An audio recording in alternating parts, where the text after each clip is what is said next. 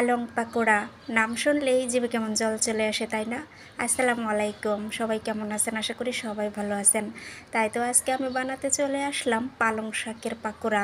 তো পালং শাকের পাকোড়া বানানোর জন্য কি কি ইনগ্রিডিয়েন্টস নিয়েছি চলেন জেনে নেই। তো এখানে পাকোড়াটা বানানোর জন্য প্রথমে নিয়েছি পালং শাক আমি কুচি করে কেটে নিয়েছি।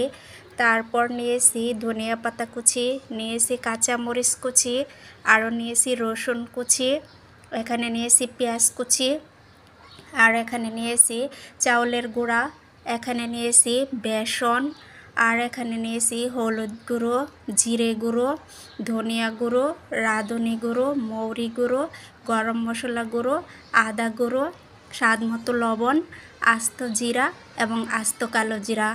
তো চলেন যাই রেসিপিটা বানাতে, লেটস গো। এখন সবগুলো উপকরণের সাথে আমি 1 চামচ বেকিং পাউডার দিয়ে আবারও সব কিছু একসাথে ভালোভাবে মেখে নেব। তারপর চুলায় আমি একটা প্যান বসিয়ে দিয়েছি এবং পরিমাণ মতো তেল দিয়ে দিয়েছি। তেলটা যখন গরম হয়ে যাবে তখন সবগুলো পাকোড়া আমি এভাবে ভেজে নেব। ভেজে নিয়ে আমি গরম গরম সসের সাথে পরিবেশন করে নিয়েছি। এই পাকোড়াটা খেতে কিন্তু দুর্দান্ত স্বাদের হয়। চলে যাচ্ছে এটা